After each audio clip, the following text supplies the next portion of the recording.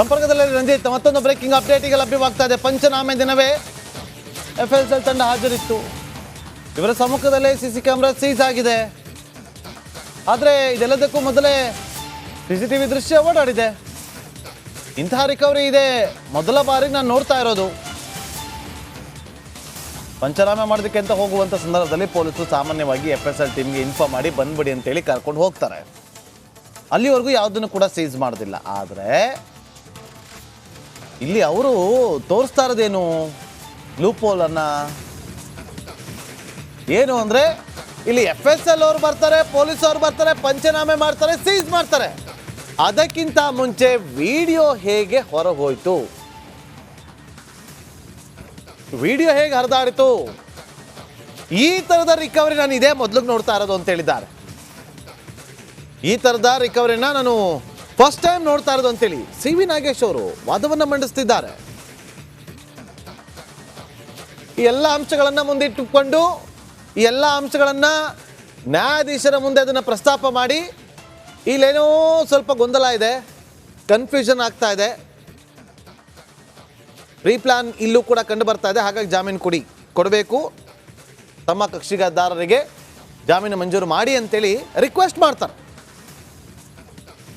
ಈ ವಾದ ಮಂಡನೆ ಆಗ್ತಿರೋದನ್ನ ಗಮನಿಸ್ತಾ ಇದ್ರೆ ಮತ್ತೊಂದು ಬ್ರೇಕಿಂಗ್ ಅಪ್ಡೇಟ್ ಲಭ್ಯ ಆಗ್ತಾ ಇದೆ. ಆರೋಪಿಯೇ PSIಗೆ ವಿಡಿಯೋ ಕಳಿಸಿದ್ದಾನೆ.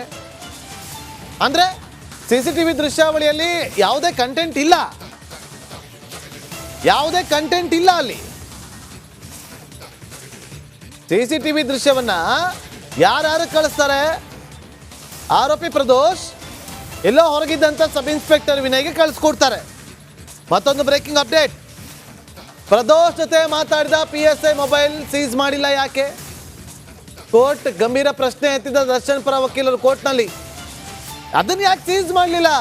FSL ಯಾಕೆ ಕಳಿಸ್ಲಿಲ್ಲ? ಮೊಬೈಲ್ ಅನ್ನು ಸೀಸ್ ಮಾಡಲಿಲ್ಲ ಯಾಕೆ? ಆರೋಪಿಗಳ ಶೂ ಅನ್ನ ಸೀಸ್ ಮಾಡ್ತೀರಿ, ಬಟ್ಟೆ ಸೀಸ್ ಮಾಡ್ತೀರಿ, FSL ಅವನ್ನ ಪಂಚನಾಮೆಗೆ ಜೊತೆ ಕರ್ಕೊಂಡು ಹೋಗ್ತೀರಿ. ಆದರೆ ಅದಕ್ಕಿಂತ ಮುಂಚೆ ಎಲ್ಲವೂ ಕೂಡ ಓಡಾಡಿದೆ CCTV ದೃಶ್ಯ, ಅದ್ರಲ್ಲಿ ಕಂಟೆಂಟೇ ಇಲ್ಲ. ಆಯಿತು, ಆರೋಪಿ ಪ್ರದೋಷ್ ಫೋನ್ ಸೀಸ್ ಮಾಡ್ತೀರಿ, ಯಾಕೆ ವಿನಯ್ನ ವಿಚಾರಣೆಗೊಳಪಡಿಸಿಲ್ಲ? ಯಾಕೆ ವಿನಯ್ ಮೊಬೈಲ್ ಸೀಸ್ ಮಾಡಲಿಲ್ಲ? ವಿನಯ್ ಮೊಬೈಲ್ ಸೀಸ್ ಮಾಡಿ FSL ಕಳಿಸ್ಬೇಕಿತ್ತು. ಈಗ ಮಾಡಿ ಏನು ಪ್ರಯೋಜನ? 5 ತಿಂಗಳು ಮೊಬೈಲ್ ಚೇಂಜ್ ಮಾಡಿರ್ತಾರೆ. ಕ್ಷಣದ ಅಪ್ಡೇಟನ್ನು, ಕೋರ್ಟ್ನ ಕಲಾಪ ಹೇಗಾಗ್ತಾ ಇದೆ, ದರ್ಶನ್ ಅವ್ರಿಗೆ ಜಾಮೀನು ಸಿಗುತ್ತಾ ಇಲ್ವಾ, ಕ್ಷಣದ ಅಪ್ಡೇಟ್ ನಿಮ್ಮ ಮುಂದೆ ಇಡ್ತಾ ಹೋಗ್ತೀವಿ. ಪ್ರದೋಷ್ ಜೊತೆ ಮಾತಾಡಿದ PSI ಮೊಬೈಲ್ ಸೀಸ್ ಯಾಕೆ ಮಾಡಿಲ್ಲ? ಕೋರ್ಟ್ನಲ್ಲಿ CV ನಾಗೇಶ್ ಗಂಭೀರ ಪ್ರಶ್ನೆಗಳನ್ನ ಎತ್ತುತ್ತಾ ಇದ್ದಾರೆ. ಮೊಬೈಲ್ ಸೀಸ್ ಮಾಡಿ ಯಾಕೆ FSLಗೆ ಕಳುಹಿಸಿಲ್ಲ? PSI ಮಾತಾಡಿದ್ರು ಅಂತ ಹೇಳಿದ್ರಲ್ಲ ಪ್ರದೋಷ್ ಜೊತೆಗೆ, ಅವರ ಮೊಬೈಲ್ನ ಇಮಿಡಿಯೇಟ್ ಆಗಿ ಯಾಕೆ ಸೀಸ್ ಮಾಡಿ FSLಗೆ ಕಳುಹಿಸಿಲ್ಲ ಅಂತ. ಕೀ ಪಾಯಿಂಟ್ಸ್ ಏನೇನಿದೆ ಚಾರ್ಜ್ ಶೀಟಲ್ಲಿ, ಲೋಪದೋಷಗಳು ಏನೇನಿದೆ ಚಾರ್ಜ್ ಶೀಟಲ್ಲಿ ಒಂದೊಂದಾಗಿ ಎತ್ತುತ್ತಾ ಇದ್ದಾರೆ. CV ನಾಗೇಶ್ ದರ್ಶನ್ಗೆ ಬೇಲ್ ಕೊಡಿಸ್ಲೇಬೇಕು ಅಂತ ಪಣ ತೊಟ್ಟಿರೋ ಹಾಗಿರೋ CV ನಾಗೇಶ್ ಕೋರ್ಟ್ನಲ್ಲಿ ವಾದ ಮಂಡನೆ ಮಾಡ್ತಾ ಇದ್ದಾರೆ. ಪ್ರದೋಷ್ PSI ಜೊತೆ ಮಾತನಾಡಿದ ಅಂತ ಚಾರ್ಜ್ ಶೀಟ್ನಲ್ಲಿ ಉಲ್ಲೇಖ ಆಗಿದೆ. ಆದರೆ ಆ PSI ಮೊಬೈಲ್ನ ತಗೊಂಡು ಇಮಿಡಿಯೇಟ್ ಆಗಿ ಸೀಸ್ ಮಾಡಿ ಅದನ್ನ ಯಾಕೆ FSLಗೆ ಕಳುಹಿಸಿಲ್ಲ? ಪೊಲೀಸ್ ರಿಪೋರ್ಟ್ ಸತ್ಯನ ಸುಳ್ಳೋ ಅನ್ನೋದು FSL ಅಲ್ಲಿ ಗೊತ್ತಾಗತ್ತೆ. ಹೌದಾ ಮಾತಾಡಿರೋದು ಅಂತ ಅದ್ರಲ್ಲಿ ರಿಪೋರ್ಟ್ ಬರುತ್ತೆ. ಪ್ರದೋಷ್ ದೇ ಧ್ವನಿ ಹೌದಾ ಅನ್ನೋದು ಗೊತ್ತಾಗತ್ತೆ. ಅನೇಕ ವಿಚಾರಗಳು FSL ಅಲ್ಲಿ ಗೊತ್ತಾಗತ್ತೆ. ತಕ್ಷಣ ಅದನ್ನ ಸೀಸ್ ಮಾಡಿ FSLಗೆ ಕಳುಹಿಸಬೇಕಾಗಿತ್ತಲ್ವಾ, ಯಾಕೆ ಕಳುಹಿಸಿಲ್ಲ ಅನ್ನೋ ಪ್ರಶ್ನೆಯನ್ನ ಎತ್ತುತ್ತಾ ಇದ್ದಾರೆ CV ನಾಗೇಶ್. ಅಂದ್ರೆ ಚಾರ್ಜ್ ಶೀಟ್ನಲ್ಲಿ ದರ್ಶನ್ ವಿರುದ್ಧ ನಕಲಿ ದಾಖಲೆಗಳನ್ನು ಸಲ್ಲಿಸಲಾಗಿದೆ ಅನ್ನೋ ಒಂದು ವಿಚಾರಕ್ಕೆ ಪೂರಕವಾಗಿ ಚಾರ್ಜ್ ಶೀಟ್ನ ಮತ್ತೊಂದಷ್ಟು ಲೋಪದೋಷಗಳನ್ನು ಎತ್ತುತ್ತಾ ಇದ್ದಾರೆ CV ನಾಗೇಶ್. ಪ್ರಬಲ ವಾದ ಮಂಡನೆ ಮಾಡ್ತಾ ಇದ್ದಾರೆ. ಏನು ಹಾಗಾದ್ರೆ CV ನಾಗೇಶ್ ಅವರ ವಾದದ ತಿರುಳು ಪಾಯಿಂಟ್ಸ್ ಏನು?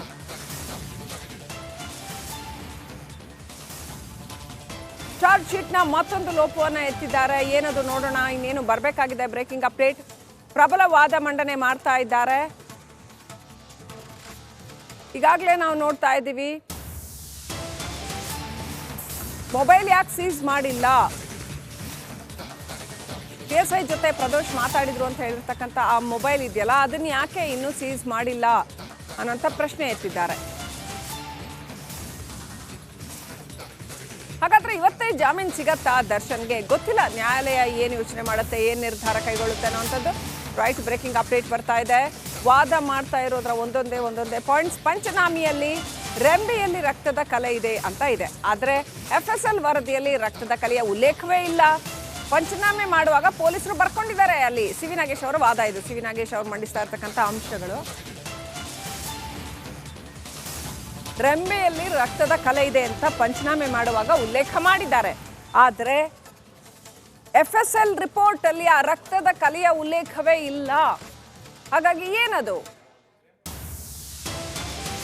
ಚಾರ್ಜ್ ಶೀಟ್ ನಲ್ಲಿ ಇರ್ತಕ್ಕಂಥ ಒಂದೊಂದೇ ಲೋಪದೋಷಗಳನ್ನ ಹೇಳ್ತಾ ಇದ್ದಾರೆ. ಪ್ರತಿ ಪಾಯಿಂಟ್ ಅನ್ನು, ಪ್ರತಿ ಸಾಕ್ಷ್ಯವನ್ನು, ದರ್ಶನ್ ವಿರುದ್ಧ ಇರ್ತಕ್ಕಂಥ ಪ್ರತಿ ಸಾಕ್ಷ್ಯವನ್ನು ಡೀಟೇಲ್ ಎಕ್ಸಾಮೈನ್ ಮಾಡ್ತಿದ್ದಾರೆ ಸಿ.ವಿ. ನಾಗೇಶ್ ಅವರು.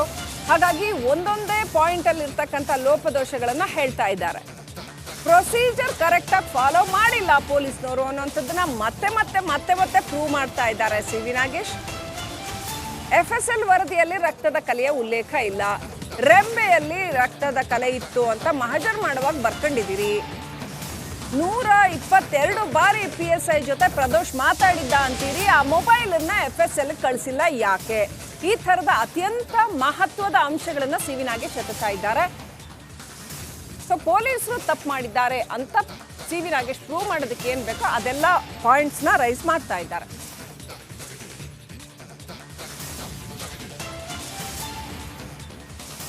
ಬ್ರೇಕಿಂಗ್ ಅಪ್ಡೇಟ್ ಬರ್ತಾ ಇದೆ.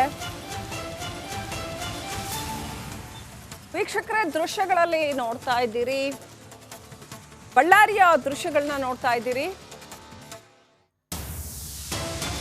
ರೈಟ್, ಒಂದ್ ಕಡೆ ದರ್ಶನ್ಗೆ ಬೆನ್ನು ನೋವಿದೆ ಅಂತ ಹೇಳ್ತಾ ಇದ್ದಾರೆ, ಅದಕ್ಕೆ ಬಳ್ಳಾರಿನಲ್ಲಿ ಟ್ರೀಟ್ಮೆಂಟ್ ಬೇಡ ಅಂತ ಅವ್ರು ಹೇಳಿದ್ದಾರೆ. ಸೊ ಹಾಗಾದ್ರೆ ಬೆನ್ನು ನೋವಿನ ನೆಪ ಕೂಡ ಬರುತ್ತಾ? ಬೆನ್ನು ನೋವಿನ ವಿಚಾರ ಕೂಡ ಸಿ.ವಿ. ನಾಗೇಶ್ ಅವರು ಮಂಡನೆ ಮಾಡ್ತಾರಾ? ಗೊತ್ತಿಲ್ಲ, ಕಾದು ನೋಡ್ಬೇಕು. ಈಗಂತೂ ಒಂದೊಂದೇ ಸಾಕ್ಷ್ಯಗಳು ಏನಿದ್ದಾವೆ ಅದನ್ನ ತಗೊಂಡು, ದರ್ಶನ್ ವಿರುದ್ಧ ಇರತಕ್ಕಂಥ ಸಾಕ್ಷ್ಯಗಳನ್ನ ತಗೊಂಡು ಪೊಲೀಸರು ತಪ್ಪು ದಾಖಲೆಯನ್ನು ಸೃಷ್ಟಿಸಿದ್ದಾರೆ ಅನ್ನೋ ಅಂಥದ್ದನ್ನ ಪ್ರೂವ್ ಮಾಡ್ತಾ ಇದ್ದಾರೆ. ರೈಟ್, ಬಳ್ಳಾರಿ ಜೈಲ್ಗೆ ವೈದ್ಯರು ಆಗಮಿಸಿದ್ದಾರೆ. ದರ್ಶನ್ಗೆ ಬೆನ್ನು ನೋವಿನ ಹಿನ್ನೆಲೆಯಲ್ಲಿ ಬಳ್ಳಾರಿ ಜೈಲ್ಗೆ ವೈದ್ಯರು ಆಗಮಿಸಿದ್ದಾರೆ. ವೈದ್ಯರು ಏನ್ ರಿಪೋರ್ಟ್ ಕೊಡ್ತಾರೆ ಅಂತ ಕಾದು ನೋಡ್ಬೇಕಾಗಿದೆ, ಏನ್ ಹೇಳ್ತಾರೆ ಅಂತ ಕಾದು ನೋಡ್ಬೇಕಾಗಿದೆ. ಡಾಕ್ಟರ್ ಬಂದು ಎಕ್ಸಾಮೈನ್ ಮಾಡ್ತಾರೆ. ಆಲ್ರೆಡಿ ತಮಗೆ ಬೆನ್ನು ನೋವು ಇರೋದ್ರ ಬಗ್ಗೆ ದಾಖಲೆಗಳನ್ನ ಕೂಡ ಸಲ್ಲಿಸಿದ್ದಾರೆ ಅಂತ ಹೇಳಲಾಗಿದೆ. ಹಾಗಾಗಿ ಅವರು ಆ ಚೇರ್ನ ಕೂಡ ಕೇಳಿದ್ರು. ದೃಶ್ಯಗಳು ನೋಡ್ತಾ ಇದ್ರ, ಬಳ್ಳಾರಿ ಜೈಲ್ಗೆ ಈಗ ಡಾಕ್ಟರ್ ಬರ್ತಾ ಇರುವಂತ ನೇರ ಪ್ರಸಾರದ ದೃಶ್ಯಗಳು, ಲೈವ್ ದೃಶ್ಯಗಳನ್ನ ನೋಡ್ತಾ ಇದ್ದೀರಾ. ದರ್ಶನ್ಗೆ ಬೆನ್ನು ನೋವು ಅಂತ ಹೇಳಿರೋದ್ರ